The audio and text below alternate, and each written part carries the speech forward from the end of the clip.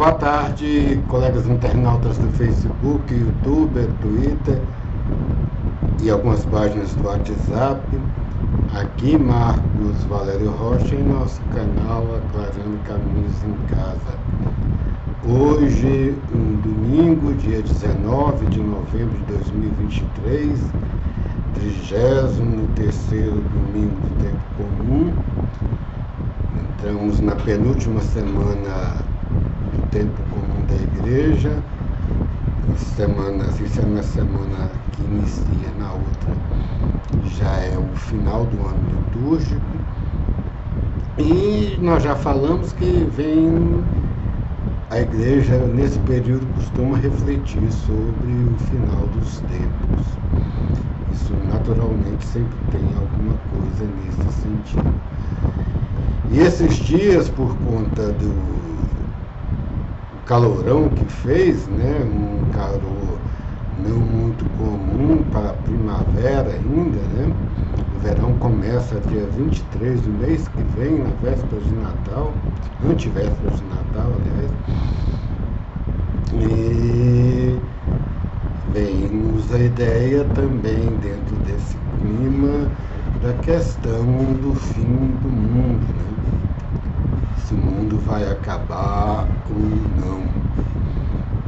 A Bíblia, ela conta que Cristo fala que várias coisas irão acontecer, as estrelas cairão, tudo, e depois virá o fim e verão o Filho do Homem vindo na nuvem do céu. Mas em outras passagens, a Bíblia fala que a terra será transformada, principalmente do lado da Bíblia cristã, né? No Apocalipse, principalmente na carta de Pedro. Hoje, na liturgia da igreja, uma da parte da liturgia sem a missa, é a oração do tempo comum, chamado breviário, o ofício, o santo ofício. Não o santo ofício da Inquisição, né? Mas é o nome também da oração do tempo presente, como se diz. Tem na ofício das leituras uma leitura de Joel, do profeta Joel do Antigo Testamento, e que nos faz relembrar essa questão da transformação. Embora aqui em Joel ela está mais dirigida a Judá, né, e a Israel, e Cristo vai passar a realçar mais todos os povos. Vamos ver a leitura do livro de Joel.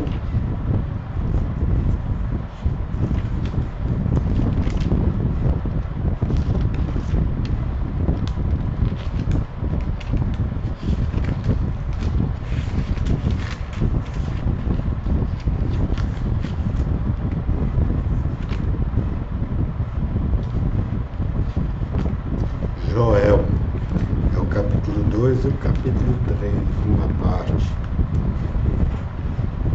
Aqui na nossa Bíblia, a Bíblia da Ave Maria, mas nos outros são mais ou menos a mesma coisa. No capítulo 2 fala: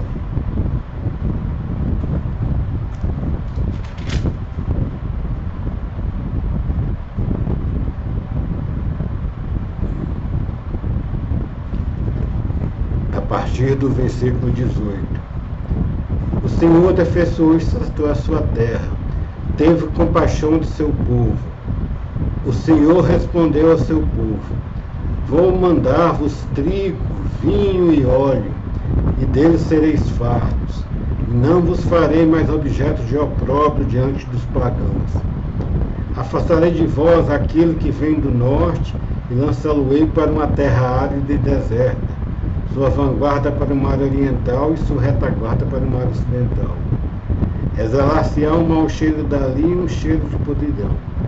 Não temas, terra, estremece de alegria e de júbilo, porque o Senhor fez grandes coisas. Não temais, animais do campo, porque as pastagens do deserto reverdecerão. As árvores darão seu fruto. A figueira e a vinha produzirão abundantemente. Alegrai-vos, filhos de Sião, e rejubilai-vos ao Senhor vosso Deus, porque ele vos dará chuvas do outono no tempo oportuno, e faz cair chuvas copiosas sobre vós, as chuvas de outono e da primavera como dantes. Restituirei-vos as colheitas devoradas pelos gafanhotos, pelo roedor, pelo devastador e pela lagarta. Esse meu poderoso exército que mandei contra vós, comereis abundantemente, vos fartareis e louvareis o nome do Senhor vosso Deus, que fez maravilhas em vosso favor, e jamais meu povo será confundido. Sabereis que eu estou no meio de Israel, que sou o Senhor vosso Deus, e que não há outro, jamais o meu povo será confundido. Como nós vimos aqui, do capítulo 3, vem: depois disso acontecerá que derramarei meu espírito sobre todo ser vivo, vossos filhos e vossas filhas profetizarão, vossos anciãos terão sonhos, e vossos jovens terão visões. Daqueles dias derramarei também meu espírito sobre os escravos e as escravas, farei aparecer prodígios no céu e na terra, sangue, fogo e turbilhões de fumo. O sol se converterá em trevas e a lua em sangue, ao se aproximar o grandioso temível dia de Senhor. Mas todo o que invocar o nome do Senhor será poupado. Aqui a profecia de Israel, como nós vemos, tem já, isso no Antigo Testamento, uma visão de transformação, né? E o Messias, ele viria para restituir essas coisas, essa era a visão. E agora nós vamos começar o advento que marca o nascimento para nós cristãos do Messias, né? Embora Cristo profetizou que ainda vai ter muitas turbulências, profetizou que não sabemos o dia nem a hora, né? E no Apocalipse, no capítulo 8, ele tem uma passagem que muitas vezes pode se pensar na questão do aquecimento global, né? No capítulo 8, antes dos anjos trocarem a trombeta, tem a seguinte passagem: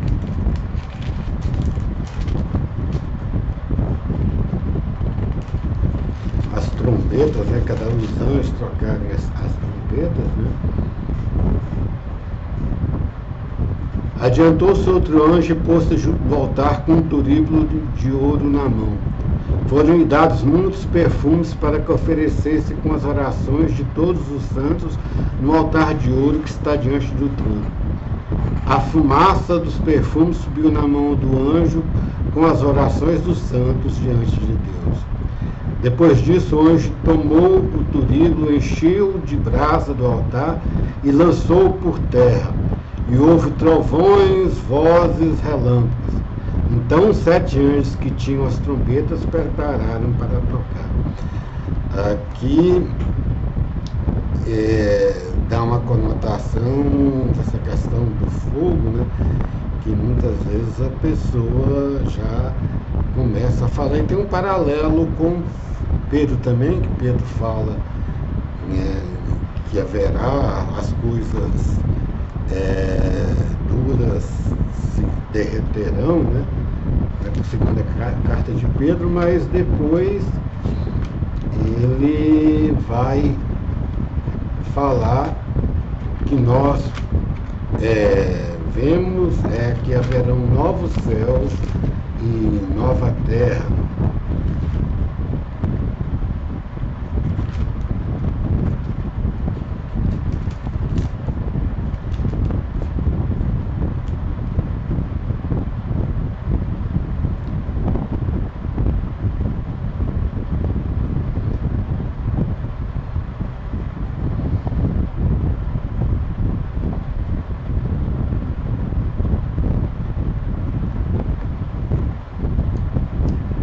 capítulo 3, versículo 13.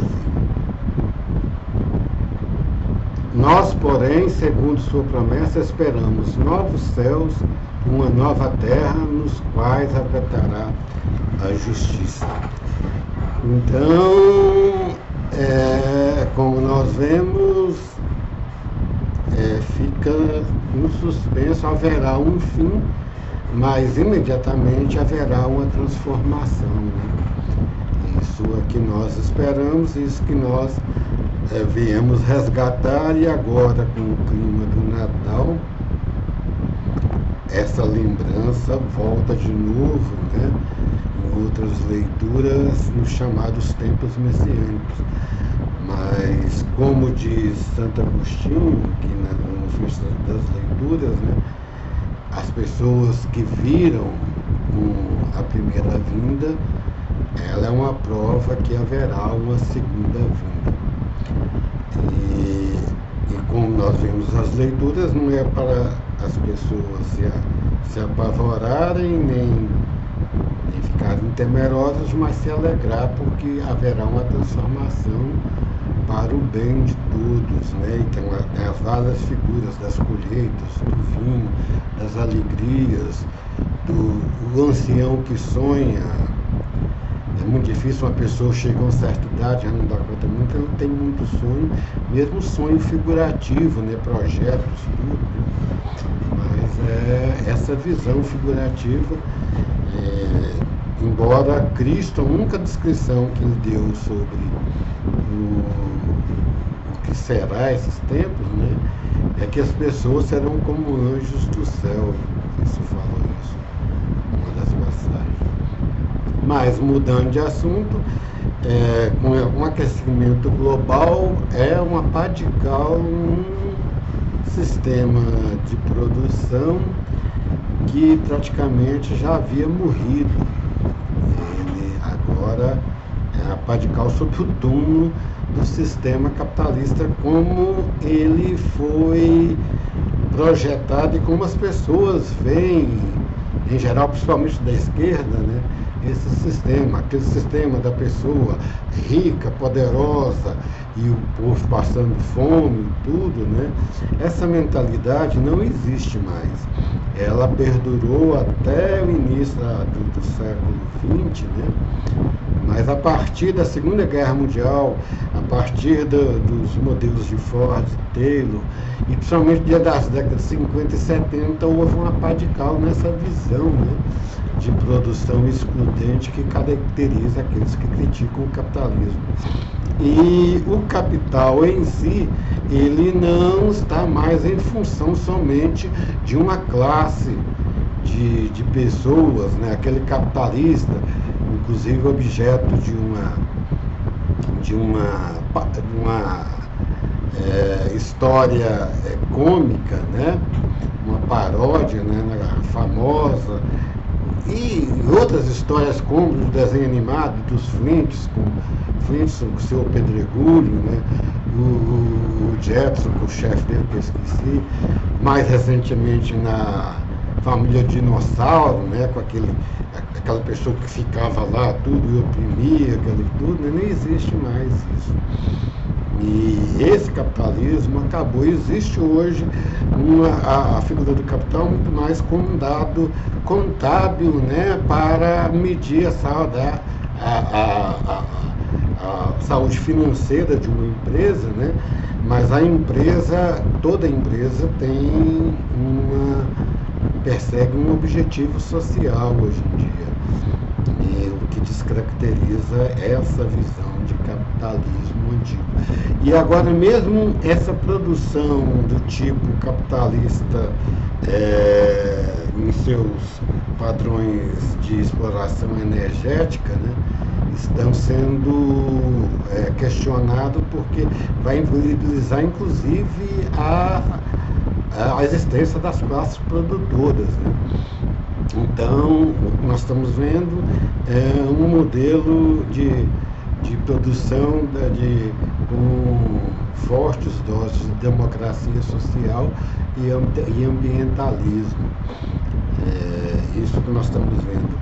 Os países, os grandes países todos, eles têm governos, estados, né, com forte poder de intervenção, muitas vezes não intervém, mas faz-se necessário, mesmo os empresários fazem necessário para poder, em momentos de crise, o Estado atuar de forma acíclica, né?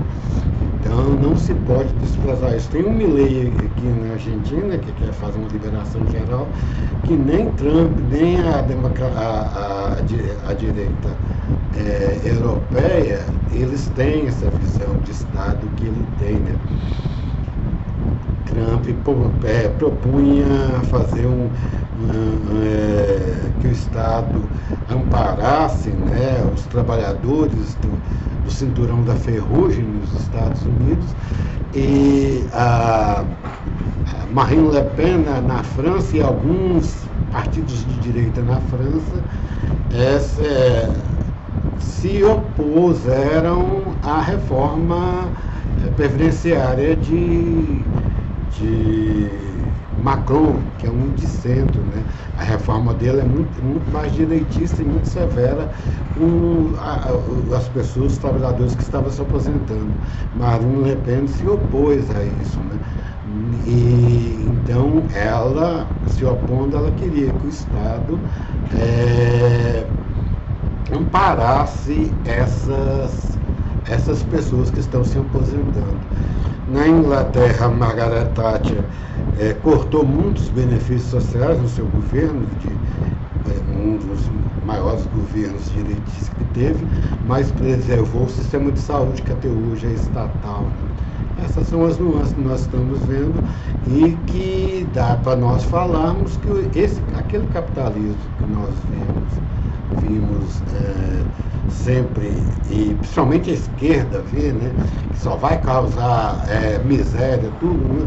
Não é bem assim. A própria esquerda tem que reconhecer que não é assim. A própria direita também reconhece que não pode ter uma liberação econômica total e não pode ter um Estado mínimo. A direita mais consciente prega que tem de ter um Estado de um certo porte, uma certa força para em momentos de crise e para